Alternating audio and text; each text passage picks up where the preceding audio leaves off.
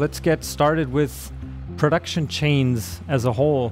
So Stefan and myself, we've already been harvesting some wheat before, and the nice thing is in previous games you were able to use the wheat just to like basically sell it directly, and now with production chains there's this whole new level of gameplay that's introduced to the game. Maybe you want to tell us a little bit about what can we do now with this wheat and with the new production chain system?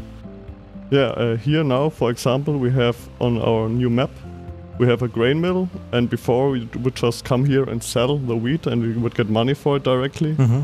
But now you have the option to deliver it and get flour produced by the grain mill, Mm-hmm. which you then can use for other products. So that's the chain element, so you don't just sell your goods, Yeah. but take one good and produce it to a different product, Mm-hmm. and then can use that to produce more goods or sell these products. And that's the nice thing about the production chain system with the maps that we launch with the US map here. We have the possibility either to basically purchase the pre-existing ones, because there are some buildings, production chain buildings that are basically pre-placed in the map, or of course you can also place them yourselves, where if you purchase some land, for example, just create it, paint it with our landscaping mode as you see fit, maybe place a few trees or fences there and just place your building right there, and you can use that as well.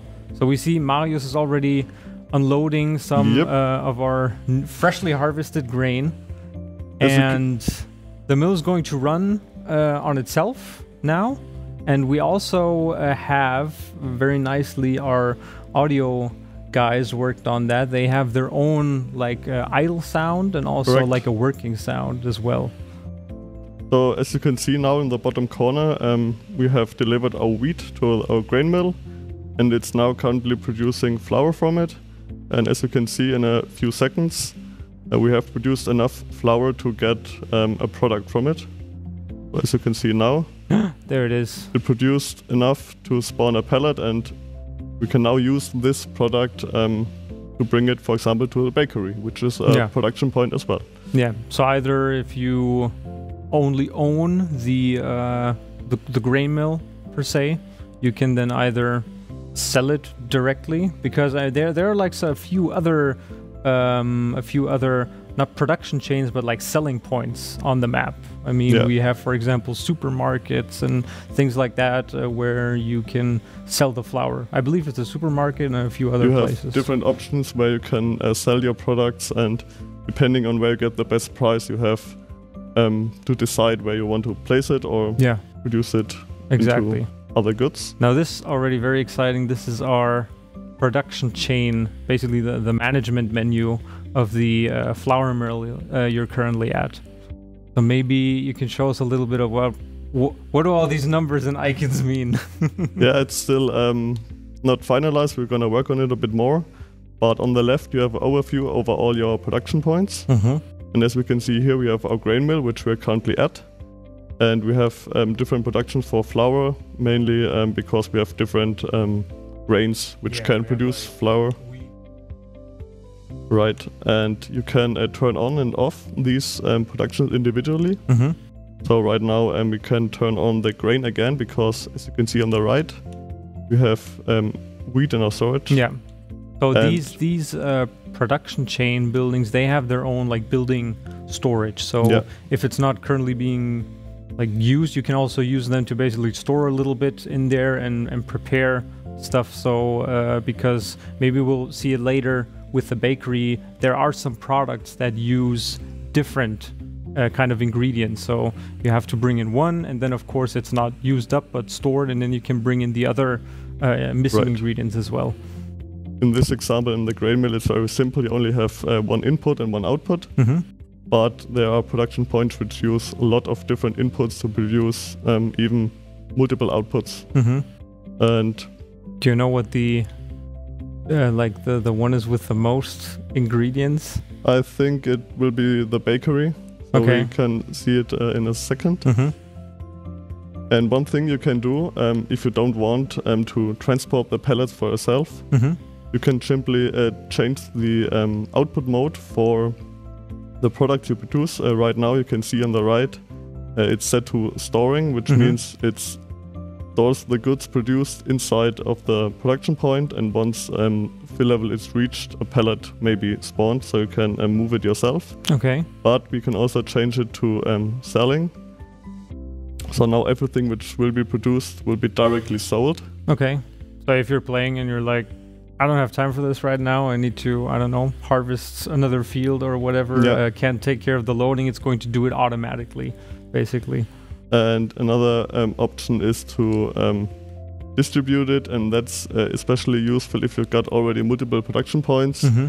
And then the products will be moved to these production points automatically in a certain time interval. So instead of selling them, we can just basically tell them to, if I have my bakery over here, so that bring it there and keep going. Basically just store it for the bakery for now without you having to transport all of the goods. Right.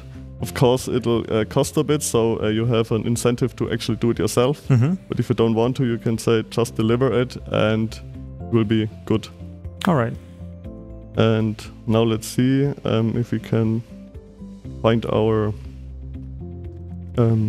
bakery. Our bakery, yeah. We hop in here so again. Usually you would either use the new distribution method to bring it there directly, or of course then just transport the goods, load them onto a wagon and transport them to the bakery yourself. Yeah. So like shown here, we loaded some of our flour onto a trailer and moved it to our bakery. And now we can check the bakery as well. You can access it via these triggers, or also in the in-game menu, so you don't have to actually walk there to manage it, but just can open the menu. So if you're there, just walk up to it, directly trigger the menu to pop up. I think it's a nice touch to have some physical triggers as well. It's nice to have a little bit of interaction with the game world directly. And it's not just all in a menu. So we are here now. And as you can see, our storage in the bottom right is empty, so we can't produce anything. And now for the part which I mentioned earlier, the bread is also simple. It just takes flour and produces bread. But the cake is a bit of a different level. So as many you can different see, icons. it takes flour, sugar, milk, eggs, butter, and strawberries to produce cakes. So if you want to have cakes, you have to really invest. And I mean, those are like many different ingredients you get from many different sources of our game and the ways you can like play the game. But of course, the payback is going to be vastly increased if you set out to sell some cake. So if you've got a production active and it cannot run because either you don't have the ingredients, like right now, or the output storage is full and you don't have space to place the products anywhere, you get a red indicator here, so you can just quickly check the menu and see if there are any productions that don't run. So you immediately see where basically your, as the word is, a production chain. It's like a process, and you can immediately spot where's the bottleneck, what's halting me from producing further goods. As you can see here, our grain mill is still running fine. You have wheat as an input and it outputs products if there's space for it, but our cake cannot be produced because we don't have any of the required inputs. Yeah, I mean, those are already like a bunch of different ingredients, but with the whole production chain system as a whole, there's like a lot of different new, not fill types, but like these product types that are coming into the game with this new gameplay element being production chains. So as the main developer behind production chains as a whole, what would you say was like the most like the most difficult thing to bring it into the game? Was there anything that you guys stumbled upon, or something that you maybe didn't think about before initially when you worked on the concept? Yeah, like with adding new stuff, one of the main concerns is always making it work on a larger scale. Like doing the first prototype is always okay, but then you have to think about how will it work in multiplayer? How will it work if people have 30 or 40 different production points. So we always have to build our features that they scale well. Yeah. And will work for every player.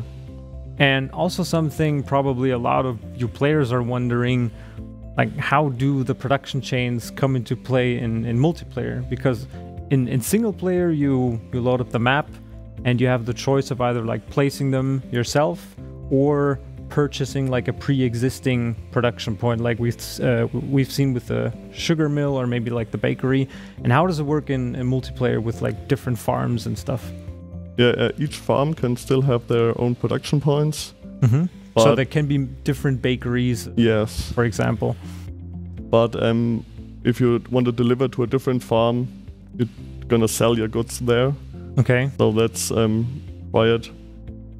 So you still have the option to sell your goods at other farms, but also can have your own products. So you're not limited in any ways that you would not have the option to get rid of your produced goods. So, but what's really nice though then is saying we're playing a multiplayer and I place down a bakery, although I don't even have the equipment for harvesting wheat or whatever, and I don't have a flour mill, I still, by placing down this bakery and investing in it, am offering like another possible selling station to all the other players. And so it opens up different kinds of way these like our farms can interact with each other. And of course, if you've got your chain going and you see, okay, there's a bottleneck here, maybe you can place a second grain mill, so you got more wheat or flour to use for your bakeries. Yeah.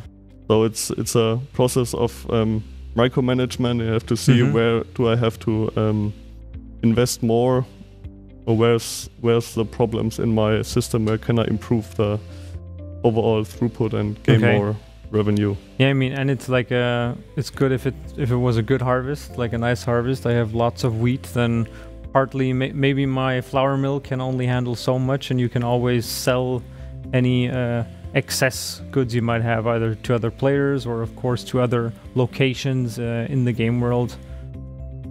With the aspect of the limited storage, you are inclined to use more different stations or store your wheat in your silo. Okay. So you cannot just dump like 500,000 liters of wheat at one point, so you have to think a bit more and have to store it and maybe sell it at different stations. Okay.